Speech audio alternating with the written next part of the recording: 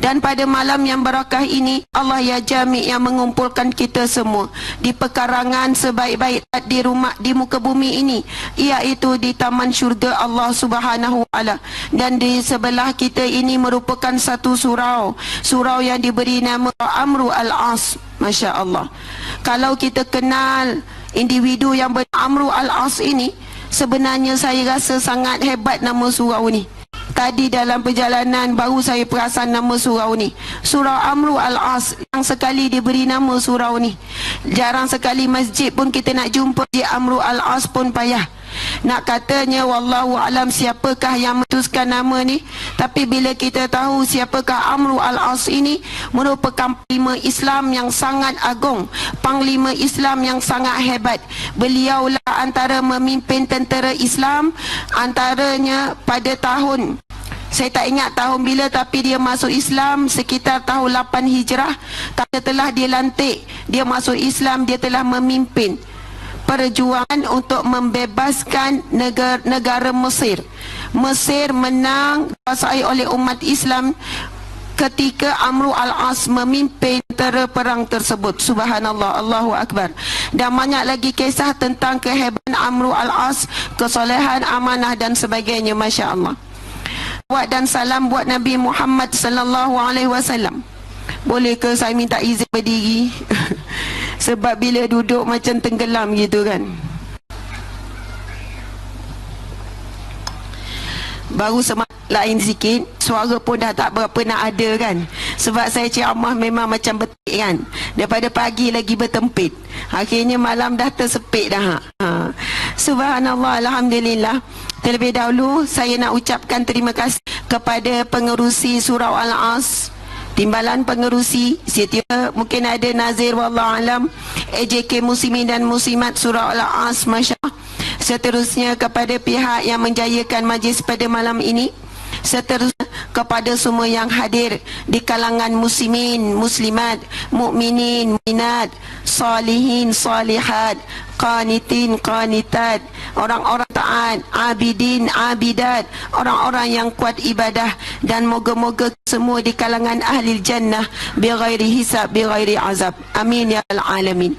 Mudah-mudahan kita di kalangan ahli syurga Allah yang tanpa diazab akan memasuki syurga Allah Subhanahu wa taala. Amin ya rabbal alamin.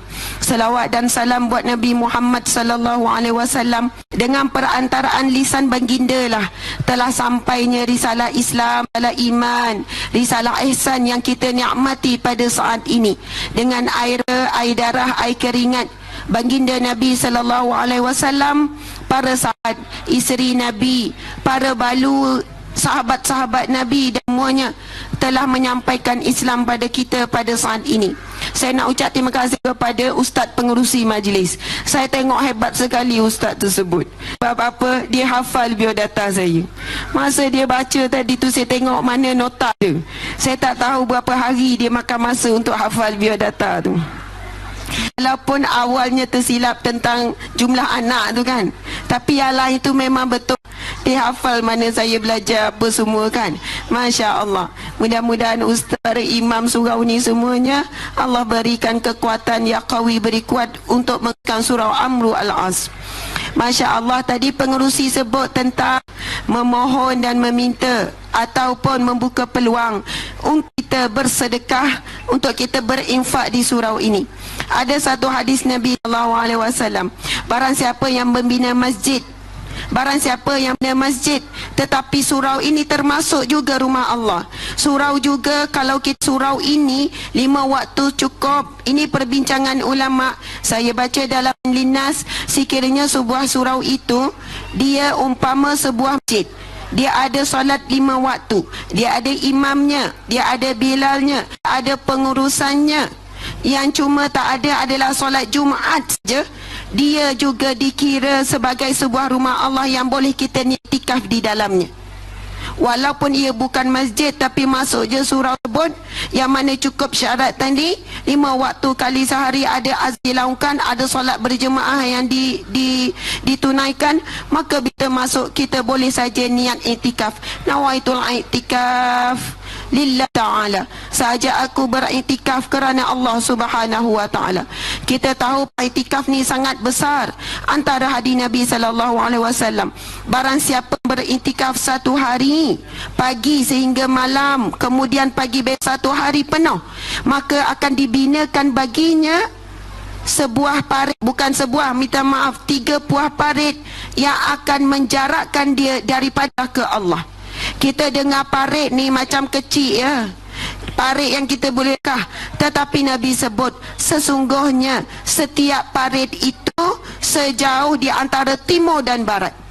Maksudnya siapa yang mampu beriktikaf sehari semalam, Allah akan bina 3 parit menjauh dia daripada api neraka Allah, dan jarak setiap satu parit itu menyamai antara timur dan barat. Maksudnya hujung dunia ke hujung dunia. Hujung kampung ke hujung kampung pun tak habis lagi. Hujung negeri jauh ke hujung negeri jauh pun tak habis lagi kita berjalan. Ini hujung dunia ke hujung dunia. Namun di sana ada hadis Nabi SAW. Nabi kata, amalan yang aku cintai, sesungguhnya berpagi-pagi kamu wahai umatku untuk menunaikan hajat saudaramu. Kalau adalah satu hari kita keluar daripada rumah untuk tujuan apa? Tujuan nak memenuhi hajat keperluan saudara kita. Kita tahu ada dalam taman kita ni ada orang susah, mungkin orang fakir miskin, mungkin ada orang sakit dan sebagainya. Nabi kata, berpagi kamu menuju ke rumah saudaramu untuk menunaikan hajat keperluan saudaramu, lebih aku cintai, lebih dicintai oleh Allah daripada i'tikaf sebulan di masjid. Nak bagi tahu tadi, 1 hari di masjid di rumah Allah pahalanya sekian, tetapi di sana ada amalan yang lebih dicintai oleh Allah. Bukan membawa maksud jangan iktikaf di masjid, tidak. Pasti itu pahala yang berbeza. Tetapi Nabi SAW nak mengges kita sebagai umatnya, sebuah umat yang mesti tolong menolong, mesti fikir tentang orang lain, bukan tentang perut kita sahaja. Mesti fikir tentang saudara mara kita yang bukan Islam, yang ramai lagi belum masuk Islam. Itu adalah amanah yang Rasulullah tinggalkan untuk kita, supaya seramai mungkin umat Nabi Muhammad SAW masuk Islam. Saya nak sebutkan satu hadis Nabi SAW. Itu tabung, nanti dulu, tabung jangan gerak lagi. Saya nak cakap dulu, baru tu kita gerak, biar semangat, biar banyak nak masuk. Sebab nak cakap dulu, bukan tadi edar tabung. Terkejut pihak surau, kenapa ustazah tak bagi ni. Kita nak bagi dulu rasa cinta pada sedekah, bagi rasa senok nak sedekah, lalu kita berebut-rebut nak sedekah, mana tahu ada gelam dalam tu, wallahu a'lam. Jadi raba-raba tu kok ada rantai emas yang nak buka. Masya Allah, Allahu Akbar. Nabi SAW bersabda, barang siapa yang membina masjid di dunia, maka Allah akan bina istana di syurga Allah Subhanahu wa taala. Lalu di sana ulama bincang, bukan ramai orang bina masjid. Orang jutawan mungkin, bilionan mungkin, kita orang biasa mungkin nak bina sebuah masjid. Lalu barang siapa yang bersama-sama dalam pengadaan masjid, mungkin kita sumbang malam ini RM50, lalu daripada RM50 itu terbentuklah satu ruang diri kita, satu ruang jumlah sumbangan kita, Allahu a'lam. Dan sekiranya surau ini kekal sampai kiamat, kita tak tahu berapa lama lagi, 50 tahun ke, 60 tahun ke, 100 tahun lagi ke kiamat. Jika itu mungkin kita telah dalam kubur. Sepanjang masa surau ini dihidupkan, surau ini diimarahkan, Masya Allah, sepanjang itulah kita mendapat pahala yang mengalir. Sabda Nabi SAW, iza mata bni Adam, bila anak Adam, inqata'u amaluhu illa min salas, akan terputus segala amalannya kecuali 3. Masya Allah. Sebelum saya sambung hadis ni, saya nak tanya ibu-ibu sekalian, siapa suri rumah dekat sini, angkat tangan. Tak tinggi-tinggi. Masya Allah, subhanallah, sekian besarnya suri rumah. Siapa orang pencen kat sini, angkat tangan. Pencen angkat tangan, nak tengok orang pencen. Masya Allah. Hajar pencen apa Hajar? Cikgu ke? Tak apa, tak boleh duduk. Pencen cikgu ya. Masya Allah. Dah berapa lama pencen? 10 tahun. Masya Allah. Nampak tak muka Hajar? Senyum je. Tahu tak kenapa dia suka? Dia tak pergi ke, tapi duit masuk bulan-bulan. Orang lain ni Masya Allah di rumah dan sebagainya, daripada dulu sampai sekarang kita tak ada gaji, tetapi suami kita beri, suami kita berusaha carian dan sebagainya, tapi kita akan rasa seronok dengan orang pencen. Dia macam kita, sengih, tidur, makan, pergi jalan, pergi kuliah, cukup bulan dapat pencen, Masya Allah. Rasa seronoknya dia. Kalaulah kita dapat pencen bulan-bulan, pencen kadang 2,000 sebulan, ada yang tinggi lagi, ada 3,000 lebih. Tak buat apa-apa dah, tapi duit masuk. Itu paling seronok kita rasa. Tapi pencen yang paling menyeronokkan adalah pencen kubur. Pencen kubur tak buat apa dah. Dalam kubur tak salat, dalam kubur tak puasa, dalam kubur tak ada dah nak marah-marah suami, tak adalah nak sabar dengan anak cucu. Dalam kubur duduk terlentanglah seorang diri kita. Tapi bila kita dapat pencen kubur, Masya Allah, kubur kita boleh lapang seluas mata memandang. Kubur kita boleh berbau haruman syurga. Kubur kita boleh bercahaya dengan cahaya syurga. Ini hadis Nabi SAW. Nanti kita sebutkan juga hadis itu tentang perihal penghuni kubur, Masya Allah. Tapi nak sebutnya, inilah pencen yang perlu kita kejar sebanyak-banyaknya. Kalaupun kita ada orang kaya, ini di sini ada ramai orang kaya ni, kalaulah dia sekaya mana pun, dia tak boleh pesan kepada anak dia, nanti mak meninggal, duit mak yang banyak-banyak tu kau besarkan renovate kubur mak biang.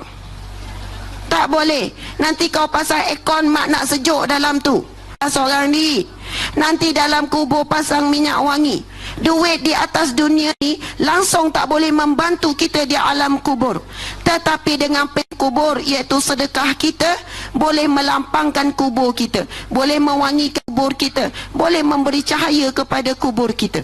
Hadis Nabi SAW, bila kamu mati, Nabi pesan sungguh-sungguh. Sebab itu kita kena tumpuan 3 perkara ni dalam hidup kita. Kalau 3 perkara ni tak ada, jangan mati lagi. Soalnya macam itulah, takut untuk mati. Hitung 3 perkara ni. Yang pertama Nabi sebut sedekah jariah, sedekah jariah. Sedekah ada yang jariah, ada yang tariah. Maksud sedekah jariah, jariah maksudnya berjalan. Sedekah yang mana meninggal tetap berjalan pahalanya sampai waktu kita dibangkitkan dalam mahsyar kelak untuk dihisab. Sedekah jariah contohnya wakaf, contohnya sedekah kita untuk ditanam di dalam surau ataupun di dalam masjid. Memang tak ada nama kita, kalau nak tulis tu penuhlah dinding, setiap orang sedekah ada nama dia, tetapi nama dicatat oleh Allah melalui malaikatnya, Masya Allah. Sedekah jariah ini sedekah yang selalu berjalan, mengalir pahalanya. Sedekah yang tidak jariah contohnya kita berikan kepada orang, dapat pahala masa itulah sedekahnya. Kita beri keperluan sekian-sekian, kita bagi sedekah berupa duit yang kali saja untuk kegunaan hari itu saja contohnya. Tapi bila kita wakaf kepada surau atau masjid, ia akan mengalir sampai bila-bila, ibarat air yang mengalir, subhanallah.